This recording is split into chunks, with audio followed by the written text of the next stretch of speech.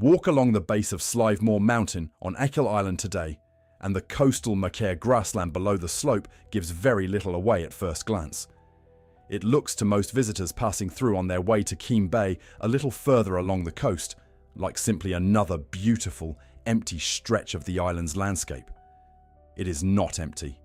It is one of the most extensively documented deserted villages in Ireland, and at its historical peak, an Ordnance Survey map from 1838 recorded as many as 137 individual houses standing on this single hillside.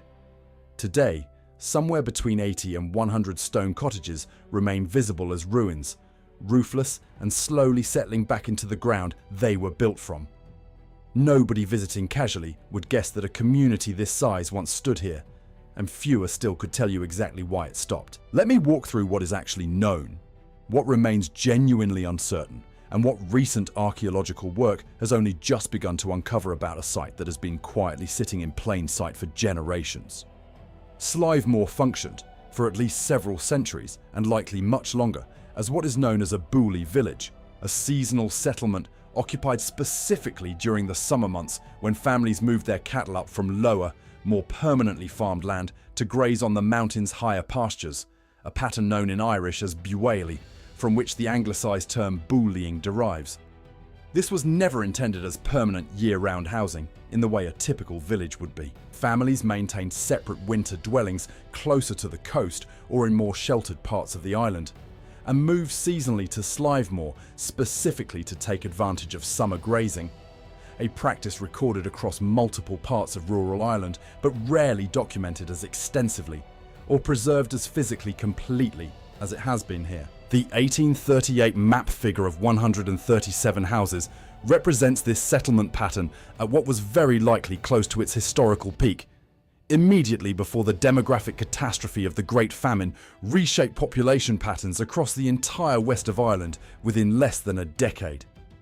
The famine years of the 1840s hit Achill Island with particular severity, and the seasonal booleying tradition that had sustained Slievemore for generations did not survive the population collapse and emigration wave that followed. By the 1850s, the seasonal use of the site had effectively ended, leaving the stone cottages standing exactly as their last occupants left them,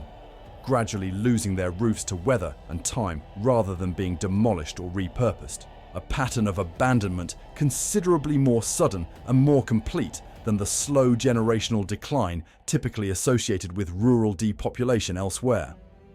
Here is where the story most visitors encounter typically ends, and where it should not, because the archaeological record beneath and around the visible 19th century ruins extends considerably further back than most people walking past the site would ever suspect. Archaeological surveys conducted across the wider Slievemore landscape have identified the remains of Bronze Age round houses, circular stone-footed structures dating back potentially 3,000 years or more,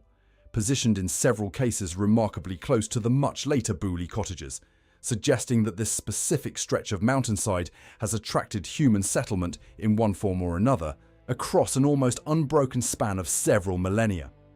The visible 19th century stone cottages, striking as they are, represent only the most recent and most physically obvious layer of occupation on a hillside that has quietly accumulated evidence of human presence since long before recorded Irish history began. Here is the part of this story that very few people outside specialist archaeological circles currently know about, and it is genuinely recent enough that it has not yet made its way into most guidebooks or tourism material covering the site. Between 2022 and 2024, archaeological investigation work in the wider area around Caraun Point, a headland location near Slievemore, identified the remains of an early medieval ring fort and multi-period settlement.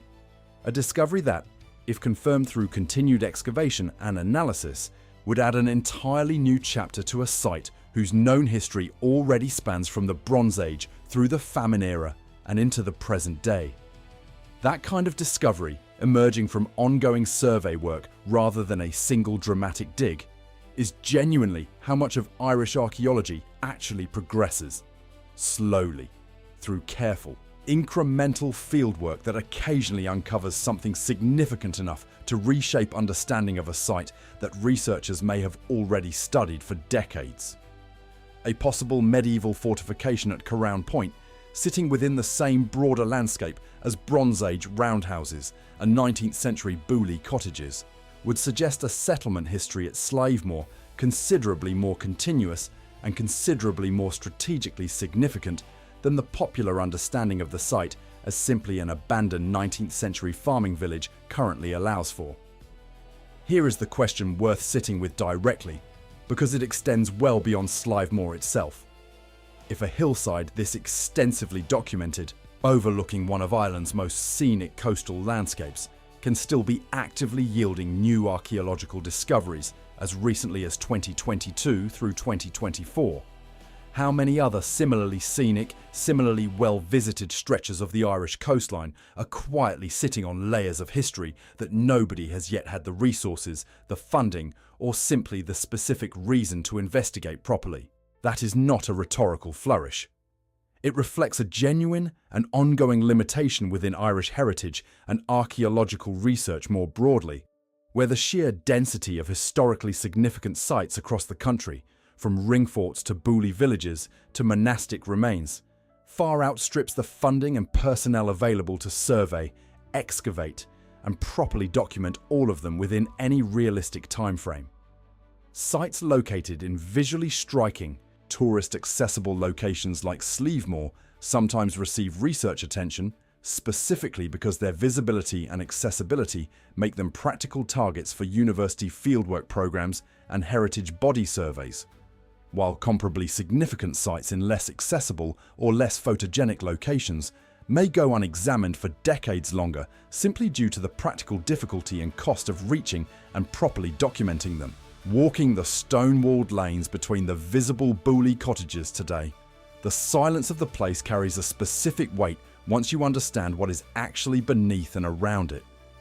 Sheep graze between structures that house families for generations of summers, their doorways facing consistently toward the prevailing weather in a pattern archaeologists have specifically studied as evidence of accumulated, practical local knowledge about how best to orient a dwelling against Atlantic conditions on this exposed mountainside. Somewhere beneath the same grass, Bronze Age foundations sit largely unexcavated, evidence of families who lived and worked this same hillside 3,000 years before the booley cottages were ever built. And a short distance away, at Caraun Point, researchers are still working to understand exactly what they have found: a medieval structure that nobody had formally documented until the past few years, despite this landscape sitting directly beside one of the most visited tourist beaches on the entire west coast of Ireland. The 137 houses recorded on that 1838 map did not vanish through any single dramatic event, and there was never really a mystery in the sense of an unexplained disappearance. The famine, the collapse of the seasonal booleying tradition, and generations of subsequent emigration account for the abandonment clearly and specifically enough. What remains genuinely open and genuinely fascinating is not why the houses emptied, but exactly how much older and how much more layered this particular hillside's full history actually turns out to be. A question that ongoing archaeological work is still, quite literally, digging into. If this look into the hidden history of Achill Island changed how you see the landscape around it, please subscribe, like this video, and share it with someone who loves uncovering hidden history. Let us know in the comments if you have ever visited Slievemore or Achill Island yourselves.